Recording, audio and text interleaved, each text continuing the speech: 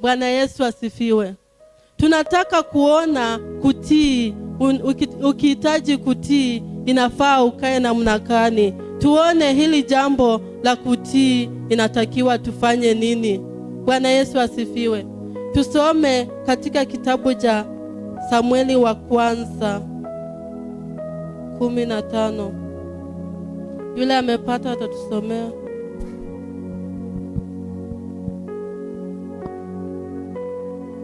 Verse 15.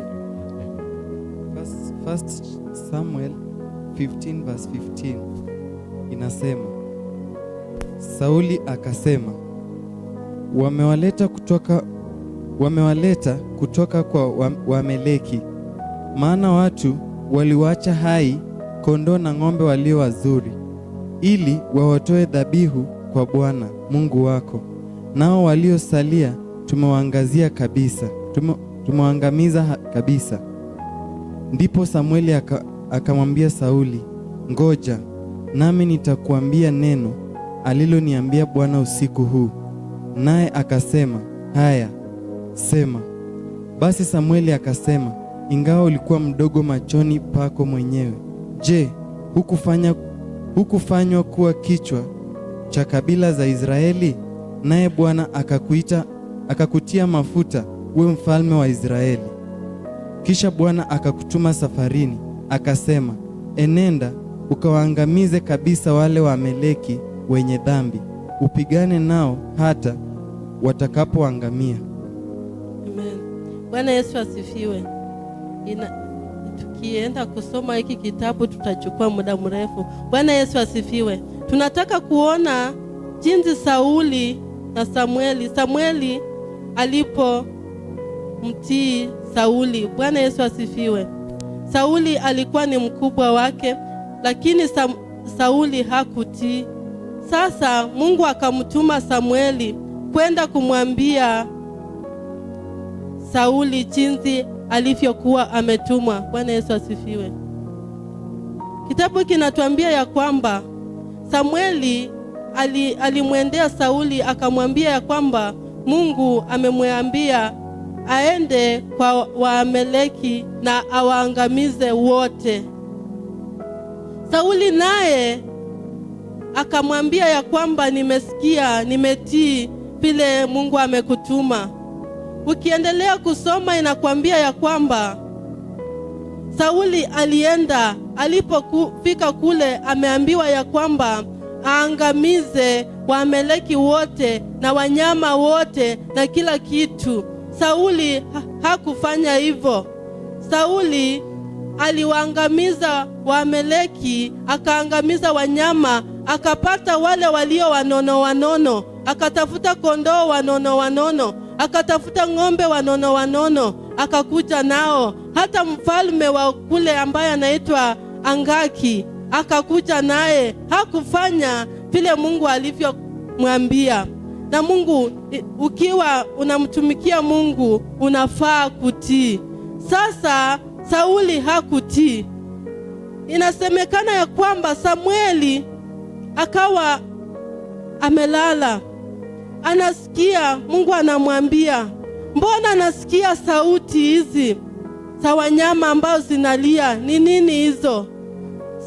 Samueli alipomwendea Sauli alimwambia ya kwamba nimeshafanya vile Mungu alivyoniambia, nimetii vile nilivyoambiwa. Lakini Sauli hakutii. Akamwambia ya kwamba nimewaacha mbuzi wanono na ng'ombe wanono, hata mfalme nikamleta hai ili nimtolee Mungu sadaka. Bwana Yesu asifiwe. Heri kutii kuliko sadaka. Akamwambia ya kwamba nimemletea Bwana Mungu wangu ili nimtolee sadaka, na Mungu hakuhitaji hiyo sadaka. Mungu alikuwa amesema ya kwamba enda uangamize kila kitu, usipakishe. Naye akaona wale wanono, akasema hii ni nzuri ambayo nitampelekea Mungu wangu nimtolee sadaka. Tazama, Sauli alikuja na hizo kondoo nzuri na wanyama wale wanono ili kumtolea Mungu wake sadaka, lakini Mungu hakukubali. Mungu alikataa sadaka yake, akasema ya kwamba heri ungetii neno langu ambalo nimesema angamiza wote, kuliko ya kwamba ukasema ukuje na wale wanyama wakubwa unitolee sadaka. Sadaka yako nimeikataa. Bwana Yesu asifiwe. Heri kutii kuliko sadaka, kumtumikia Mungu, kufanya maamuzi. Fanya maamuzi. Ukifanya maamuzi katika neno la Mungu, inafaa kutii neno lake. Inafaa ufuate vile Mungu anavyosema. Inafaa ufuate vile Mungu anavyosema. Kutii ni bora kuliko dhabihu. Hebu tuangalie kitabu cha Waebrania. Kinatuambia nini? Waebrania 5.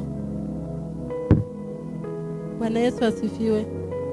Waebrania 5. Waebrania 5:8-9 inasema, na ingawa ni mwana, alijifunza kutii kwa mateso hayo yaliyompata, naye alipokwisha kukamilishwa, akawa sababu ya wokovu wa milele kwa watu wote wanaomtii. Rudia. Waebrania 5:8. Waebrania 5:8-9 inasema, na ingawa ni mwana, alijifunza kutii kwa mateso hayo yaliyompata, naye alipokwisha kukamilishwa, akawa sababu ya wokovu wa milele kwa watu wote wanaomtii. Bwana Yesu asifiwe. Tunaona kitabu cha Waebrania pia kinaongelea kutii, ya kwamba kutii ni bora kuliko mambo yote. Bwana Yesu asifiwe. Tutaona katika kumfuata Mungu. Tuone ukimfuata Mungu utakuwa mtu wa aina gani. Tumesema ya kwamba kufanya maamuzi ya kumchagua Mungu, jambo la kwanza ni kutii. Tumeona ya kwamba Sauli hakutii Mungu, akasema ya kwamba atamtolea dhabihu. Labda wewe uko mahali hapa unaona ya kwamba kutii utafanya tu kumtolea Mungu, useme ya kwamba umetii. Biblia inatuambia ya kwamba kutii ni bora kuliko dhabihu. Utaleta dhabihu zako na huku umemwasi Mungu. Utaleta dhabihu zako kanisani na huku haumpendi Mungu. Uko kwa mambo yako, hata wokovu hauna. Lakini Biblia inatuambia ya kwamba heri kutii kuliko dhabihu. Tukimwona Sauli hakutii mambo ya Mungu, Mungu hakuhitaji hizo vinono. Mungu hahitaji hiyo fedha yako ambayo uko nayo mingi. Ufikirie ya kwamba kama wewe una fedha mingi ama wewe unajiweza, ukileta tu kwa Mungu utasamehewa. Ukileta tu kwa Mungu atapendezwa na wewe. Hapana. Biblia inasema kutii ni bora kuliko dhabihu. Tunataka kuona kumfuata Mungu. Tusome katika kitabu cha Mathayo 24:15. Kumfuata Mungu. Tunatakiwa tumfuate Mungu namna gani? Tusome Mathayo 4:19. Mathayo 4:19 inasema, akawaambia, nifuateni, nami nitawafanya kuwa wavuvi wa watu. Amen. Bwana Yesu asifiwe. Tunaona katika Mathayo, Yesu anawaambia wanafunzi ya kwamba wamfuate, atawafanya kuwa wavuvi wa watu. Hata leo wanafunzi wa Yesu ni sisi ambao tuko mahali hapa. Yesu anasema ya kwamba tukimfuata atatufanya kuwa watumishi wake.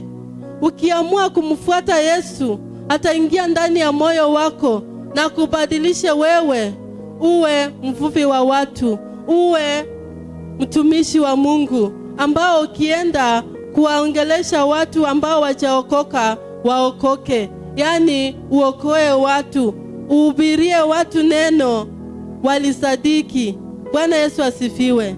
Anasema ya kwamba tukimfuata atatufanya kuwa watumishi wake. Tusome Joshua, tuone Joshua anasema nini. Joshua 24:15.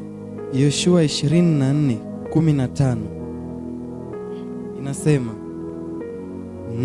nanyi kama mkiona ni vibaya kumtumikia Bwana, chagueni hivi leo mtakaye mtumikia, kwamba ni miungu ile ambayo baba zenu waliitumikia ng'ambo ya mto, au kwamba ni miungu ya wale Waamori ambao mnakaa katika nchi yao.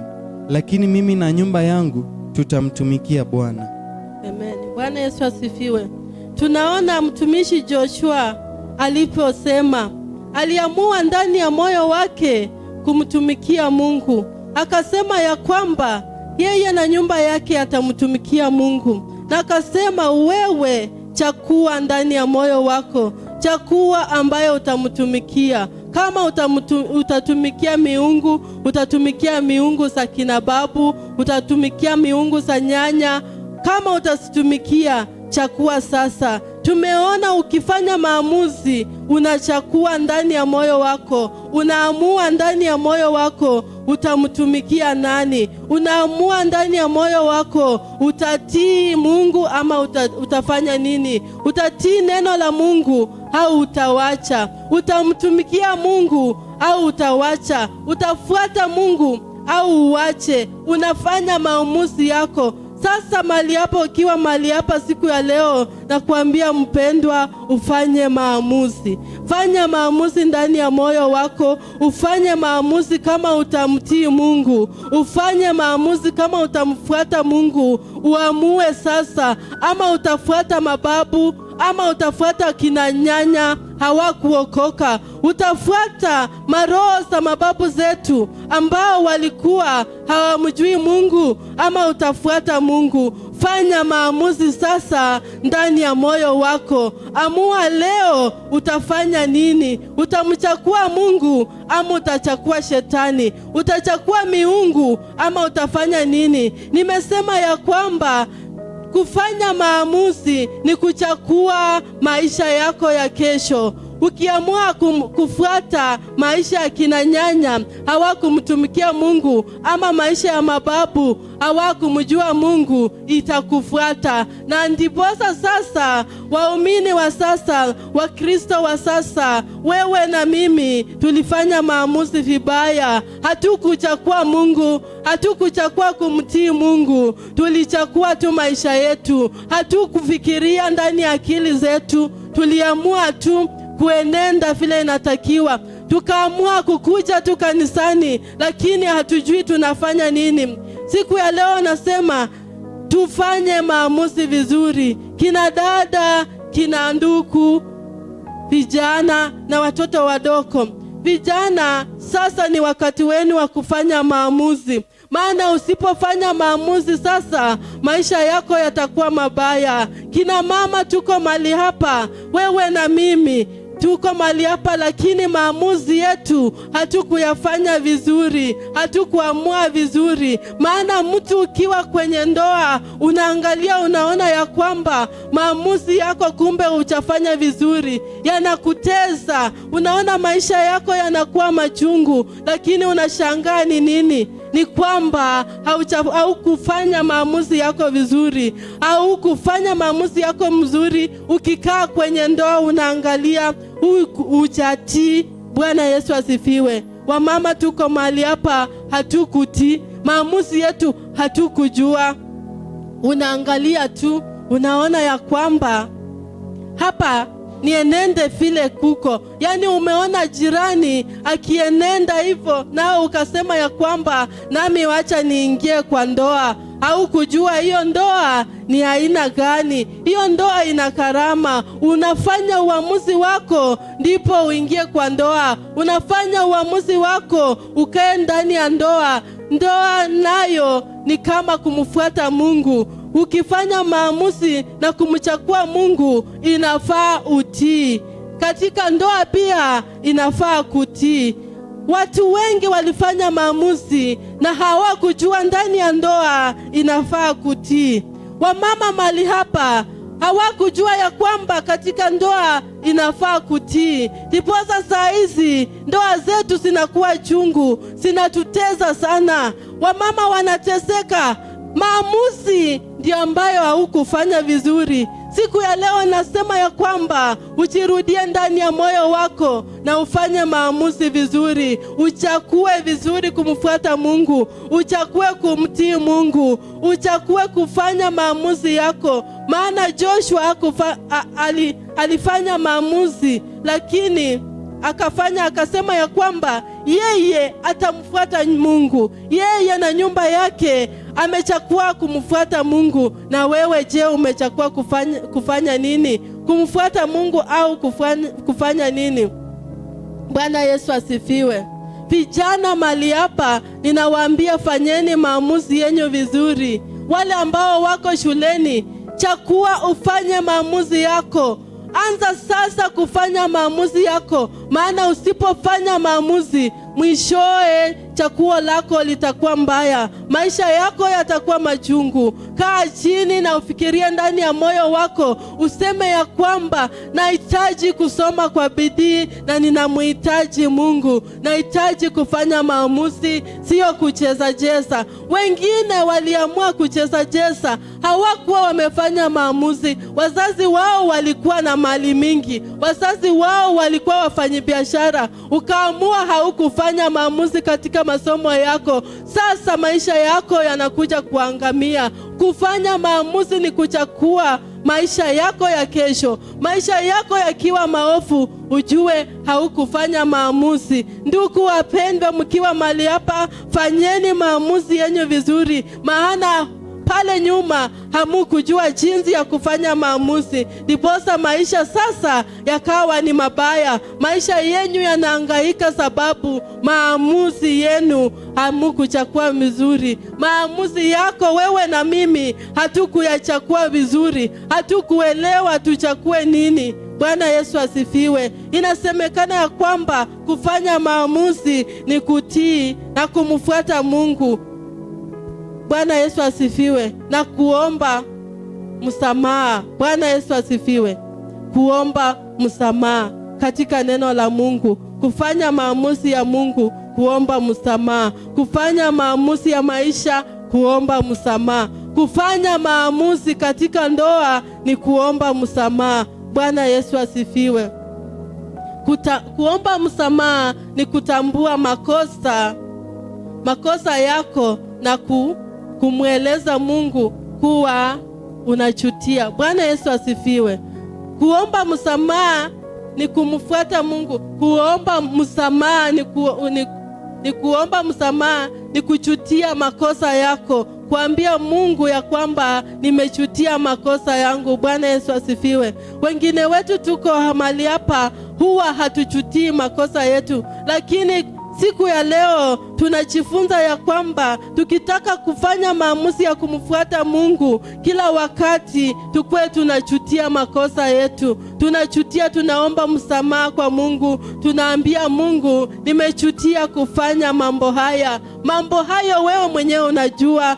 Nasema ya kwamba wewe ni nabii wa moyo wako. Unajua mambo ambayo unaenda kombo. Unamwendea Mungu, unamwambia ya kwamba Mungu, nimechutia mambo haya. Mungu, nimechutia mambo haya, nisamehe. Hapo ni kuomba msamaha. Kumfuata Mungu ni kuomba msamaha. Kufanya maamuzi ni kuomba msamaha. Kufanya maamuzi ya kumfuata Mungu ni kuomba msamaha. Hebu tusome katika kitabu cha Yohana wa kwanza 1:9. Tutasoma Tutasoma Yohana wa kwanza, tutasoma Yohana wa kwanza, tutasoma mstari wa 9, mstari wa 9.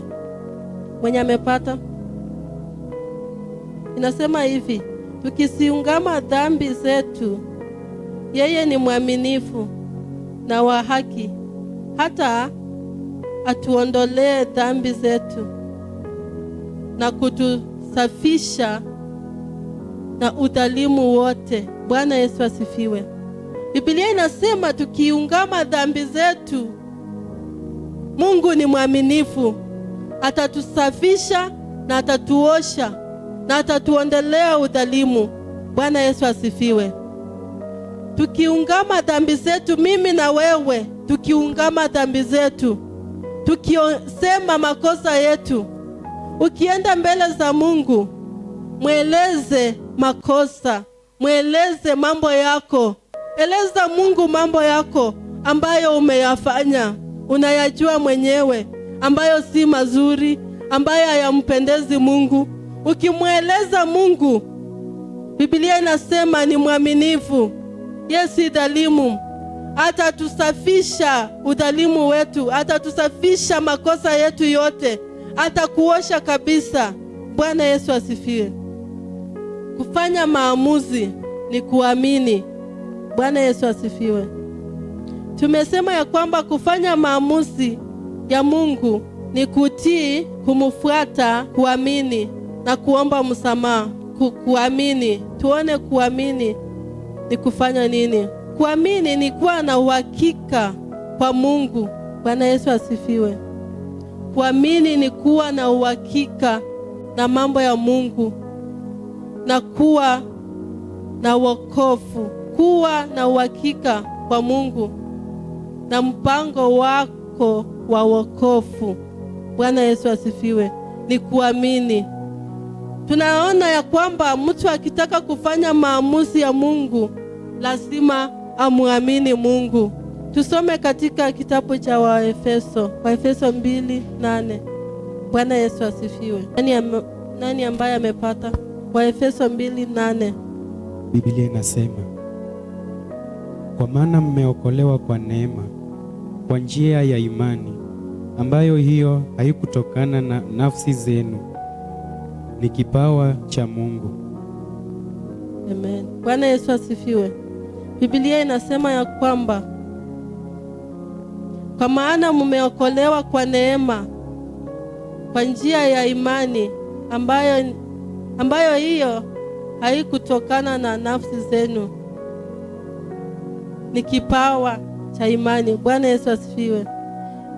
Hii kuamini inasemekana ya kwamba si ni kwa ajili yako, ila ni kwa ajili ya kipawa cha imani. Ukimwamini Mungu utapata imani. Bwana Yesu asifiwe. Na ukiwa na imani utaokolewa, utapata wokovu ndani mwako. Ukiamini neno la Mungu na kulisikia na kulifuata, utapata imani. Na ukiwa na imani utaokolewa ndani ya moyo wako. Bwana Yesu asifiwe. Kujitolea kumfuata Mungu. Kujitolea kumfuata Mungu, kumpa Mungu maisha yako yote, kumweka Mungu mbele, kuishi kwa ajili yake. Tuone kitabu cha Matendo 24.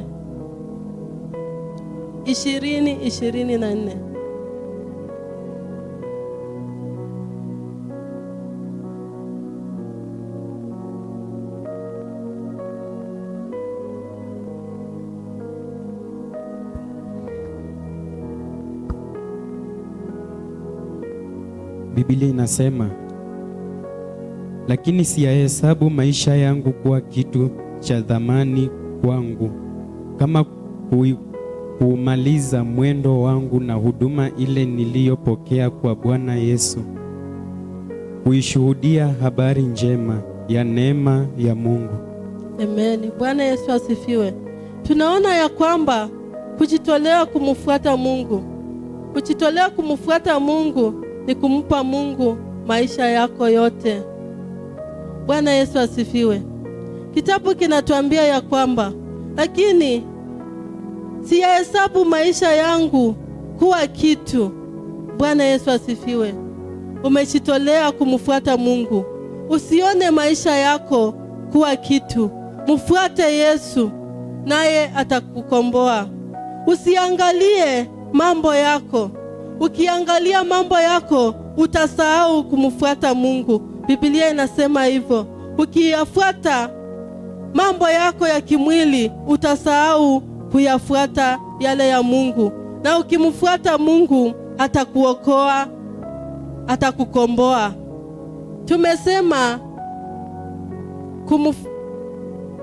kufanya maamuzi ndani ya moyo wako ya kumfuata Mungu. Kufanya maamuzi ndani ya moyo wako ya kufanya kazi ya Mungu ni kujitolea kumfuata Mungu. Bwana Yesu asifiwe. Wengine wetu hatukufanya maamuzi mazuri. Tumesema ya kwamba kufanya haya maamuzi yatakuwa ni maisha yako ya baadaye. Ukiona kina babu zetu walihangaika, waliteseka, ni kwamba hawakufanya maamuzi yao vizuri, ndiposa wakaamua kuteseka. Na sisi nasi tumefika mahali hapa, hatuyafanya maamuzi yetu vizuri. Tumeamua kumwazi Mungu, tumeamua kufuata maisha ya kale. Tukaona watu wakienda kanisani, tukasema ya kwamba pia nasi tuende kanisani. Lakini ulipofika mahali hapa, haukujua inatakiwa ufanye nini. Ukasema ya kwamba mama yangu alikuwa akienda kanisani, babuyu alikuwa anaenda kanisani, lakini maisha yake yalikuwa mabaya. Sasa sisi tuko mahali hapa pia, tumefuata mambo yale, hatujui tufanye nini ndani ya mioyo yetu. Maisha yale yale yanatufuata. Tunaangamia kiroho, tunaangamia kiakili, tunaangamia kimaisha, maana hatukufanya maamuzi. Maamuzi ni kukaa chini wewe ufikirie, useme ya kwamba ninaamua kuokoka, ninaamua kwenda kanisani. Sasa inanipasa nifanye nini? Amua wewe binafsi. Fanya maamuzi yako wewe binafsi. Kaa chini ufanye maamuzi yako. Ukiwa kijana, kaa chini ufanye maamuzi yako katika wokovu. Useme ya kwamba ndio wazazi wangu wameokoka, wanaenda kanisani, lakini mimi binafsi nisiwafuate hao, nifanye maamuzi yangu ya wokovu. Bwana Yesu asifiwe. Kila mmoja wetu afanye uamuzi. Kama haukufanya uamuzi, siku ya leo ninakuambia mpendwa, fanya uamuzi wako. Kama ulikuja kanisani sababu jirani alikuja, ama mama yako alikuwa ameokoka, ama shangazi alikuwa ameokoka, ukaambiwa ya kwamba tuende kanisani, na wewe ukakuja, haukujua sababu. Nasema siku ya leo ya kwamba tufanye maamuzi katika wokovu. Tukae chini na tufanye maamuzi ya kumtii Mungu. Tukae chini na kufanya maamuzi ya kumfuata Mungu. Ukae chini uamue ndani ya moyo wako, maana haya maamuzi ambayo unafanya leo yatakukarimu miaka ijayo. Maamuzi ambayo tulifanya inatukarimu sasa. Maamuzi ambayo kijana utafanya sasa itakukarimu na itakuwa kule mbele.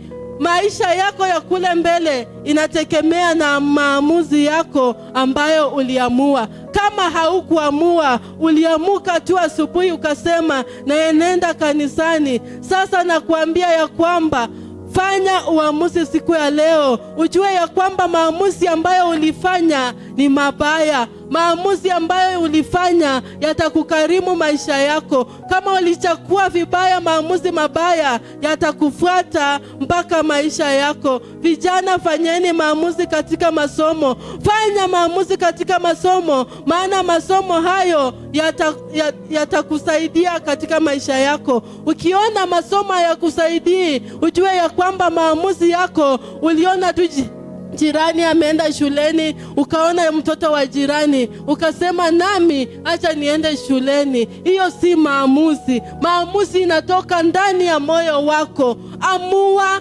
liwe liwalo. Mazuri yako ya mbele, mambo yako ya mbele, hatua yako ya mbele ambayo itakukarimu, kutatua matatizo yako ya mbele. Fanya maamuzi siku ya leo, ndiposa utatue matatizo yako ya mbele. Usipoweza kutatua, ujue ya kwamba maamuzi yako umefanya vibaya. Wapendwa, mali hapa nawaambia ya kwamba fanyeni maamuzi yenyu. Mimi na wewe tufanye maamuzi katika wokovu. Tujue tunamtumikia nani, tujue tunamtumikia Mungu kwa nini. Sababu gani ambayo imetuleta mahali hapa? Sababu gani ambayo umekuweka kwa wokovu? Jutia mambo yako ambayo umekuwa unafanya. Jutia dhambi zako ambayo umekuwa unafanya. Ambia Mungu mambo yako. Umwambie ya kwamba nimekuja mbele zako. Nimefanya maamuzi siku ya leo ya kukufuata. Nimefanya maamuzi ya kukutumikia siku ya leo. Mungu anasema ukifanya maamuzi yako, atakufanya kuwa mvuvi wa watu. Fanya maamuzi sasa. Usikuje tu kanisani kwa sababu ya kwamba rafiki yako alikuja. Haujui alifanya maamuzi gani. Labda maamuzi yake alifanya mwenyewe, na mwenyewe atayatatua mwishoe. Sasa wewe utatatua nini? Wapendwa, na wasii ndani ya mioyo yenu, fanyeni maamuzi. Chakueni neno la Mungu, chakueni kumtumikia, chakueni kumfuata, chakueni kumfuata huyu Mungu, maana ni mwaminifu. Anasema mkiniamini nitawafanya wana wangu. Sasa siku ya leo nawaambia ya kwamba jitoleeni kumfuata Mungu.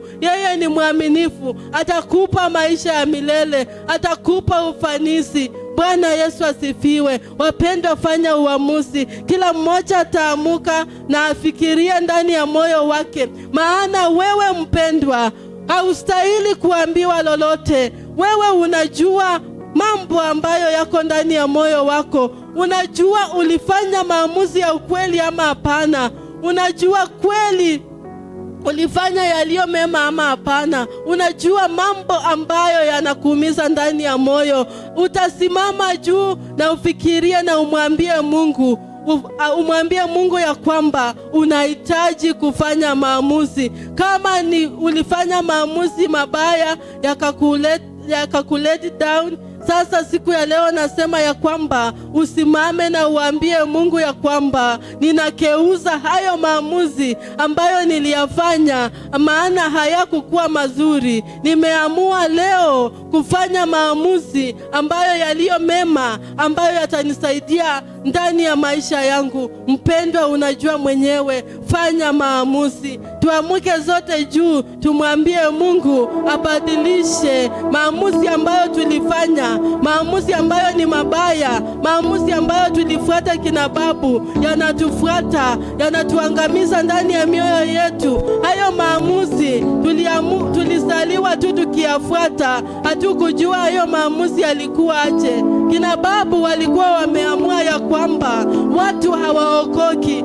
Kina babu waliamua ya kwamba kuna limiti ambao waliweka katika wokovu, wakaweka katika maisha yao, wakaweka katika nyumba zao, wakaweka katika hiyo jamii. Wakasema ya kwamba kiwango fulani huwa tunafika mahali pale na tunakomea hapo. Hiyo ilikuwa maamuzi yao, na sisi tukasaliwa ndani, tukafuata hiyo maamuzi.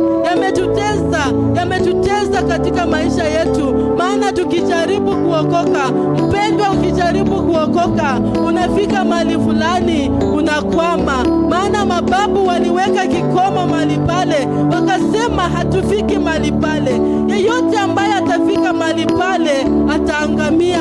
Wakatoa sadaka, wakachinja, wakamwaga damu, wakasema ya kwamba yeyote ataweza kuokoka na afike kiwango hiki, tutamrushia magonjwa. Wote atakayefika kiwango hiki, akifika katika hii wokovu, tutamrudisha chini, tutamrushia roho ya ulevi. Atakapookoka afike kiwango hiki, magonjwa yatamlemewa, atakuwa kiwete. Atakapookoka afike kiwango hiki, atakuwa kipofu. Atakapookoka afike kiwango hiki, atakuwa na ugonjwa ya kansa. Wapendwa, tumesaliwa katika hiyo damu na tukafuata maamuzi ya mababu zetu, tukafuata maamuzi ya kina nyanya. Sasa inatukula tukiwa mali hapa.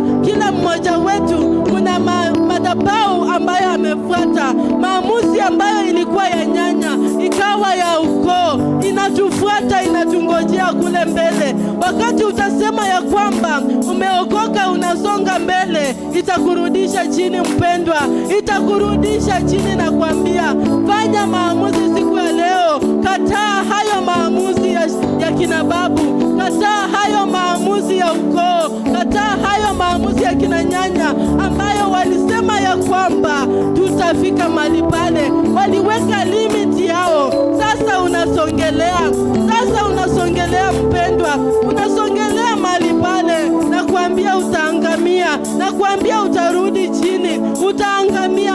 Magonjwa yatakushika, kanza yatakushika. Kataa siku ya leo, sema ya kwamba mimi namhitaji Yesu. Sema ya kwamba mahali pale ninaenda kuvuka, mahali pale ninavuka, hiyo limit na ikataa. Mimi ni wa Yesu, nimeamua kumfuata Yesu, nimeamua kumfuata Yesu, na mahali pale ninapita. Ambia Mungu ya kwamba, tamuka na mdomo yako useme ya kwamba mahali pale unavuka. Wewe si wa kubaki, wewe si wa magonjwa, wewe si wa kubaki mahali pale. Waambia Mungu ya kwamba wewe utavuka. Ambia Mungu ya kwamba wewe utafaulu. Hayo magonjwa yalishika wale ambao walitutangulia, yakawashusha chini, lakini sema ya kwamba wewe hautashushwa tena. Ambia Mungu mpendwa, sema sasa, tamuka sasa. Ambia Mungu wewe si wa mahali pale. Ambia Mungu wewe ni mshindi. Ambia Mungu umekataa hiyo limiti ya shetani, umekataa hayo maamuzi ya shetani, umekataa